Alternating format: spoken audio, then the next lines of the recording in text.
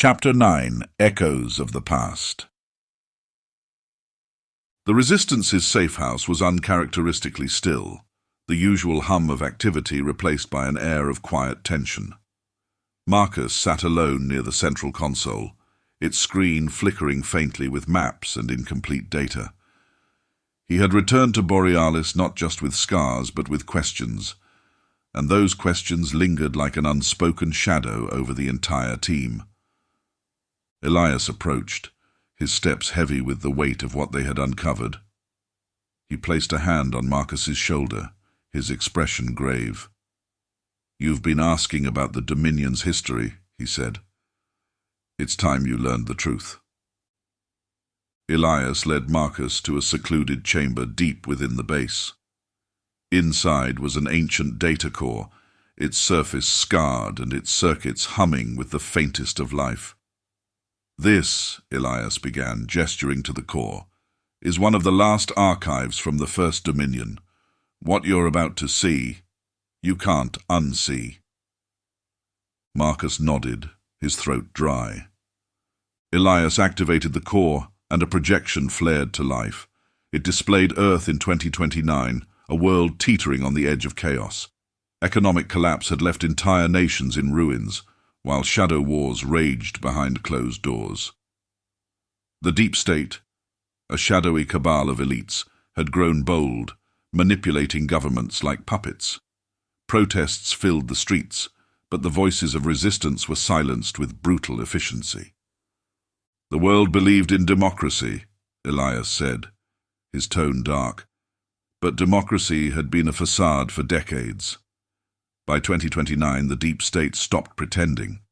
They seized power outright. The projection shifted, showing a summit of faceless figures seated at a long table. Behind them, vast manufacturing plants churned out sleek, humanoid robots.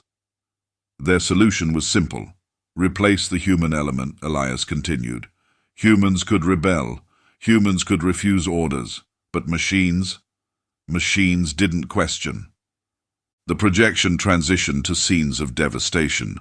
Robot legions marched through once thriving cities, their metallic forms gleaming under smoke-filled skies. Entire neighborhoods were razed. Civilians were rounded up, their faces etched with terror. "The First Dominion wasn't built on governance," Elias said. "It was built on fear. The robots became enforcers, judge and executioner. Millions were killed in the purges." Marcus's knuckles whitened as he gripped the edge of the console. "They enslaved the world," he murmured. "And they called it order," Elias replied. "But there were those who resisted." The projection showed the rise of the rebellion. Underground bunkers filled with determined fighters, makeshift weapons forged from salvaged tech, and scattered victories that cost dearly. One figure stood at the forefront of the resistance, their face hidden, but their defiance unmistakable. "This is where your family's story begins," Elias said, pulling up a fragmented family tree. Marcus's name appeared near the bottom, linked to a distant ancestor whose name was synonymous with rebellion. "They fought the First Dominion from the shadows," Elias continued. "They sabotaged factories, hacked networks, and inspired others to rise. Without them, the rebellion would have been crushed before it began." Marcus's voice was barely above a whisper. "Why didn't I know this?" "Because the Second Dominion erased it," Elias said. "They knew the power of symbols, of legacies. They buried the truth and turned rebellion into myth." Before Marcus could process the revelation, an explosion rocked the base. The lights flickered and alarms blared. Samara's voice crackled through the comms. "We're under attack. Dominion forces breached the perimeter." Elias grabbed Marcus by the arm. "Get to the evac point, now." "What about you?" Marcus demanded. "You have to survive," Elias said, shoving a data drive into Marcus's hands. "Everything you saw here, everything you know, it's all on this. If they capture you, it's over." The doors burst open and Dominion soldiers flooded the chamber. Elias drew his weapon, a grim determination settling over his face. "Go!" Marcus hesitated for a heartbeat too long, watching as Elias fired the first shots, taking down 2 soldiers before a barrage of return fire forced him to retreat deeper into the room. The mentor's voice rang out one last time. "Run, Marcus!" Marcus sprinted through the chaos of the base. Fighters clashed with Dominion soldiers in every corridor, the sound of gunfire and shouted orders filling the air.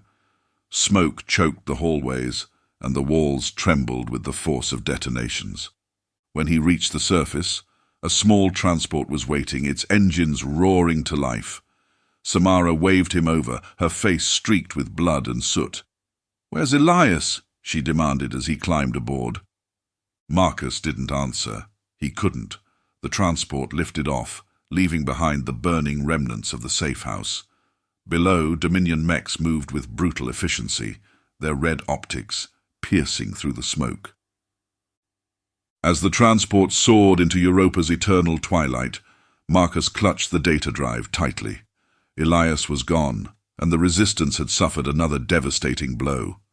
But his mentor's final words echoed in his mind. "You have to survive." For the first time, Marcus understood what was at stake. The rebellion wasn't just about winning battles. It was about preserving the truth, carrying the past forward, and ensuring the Dominion's reign would not endure. Above the icy expanse, the stars bore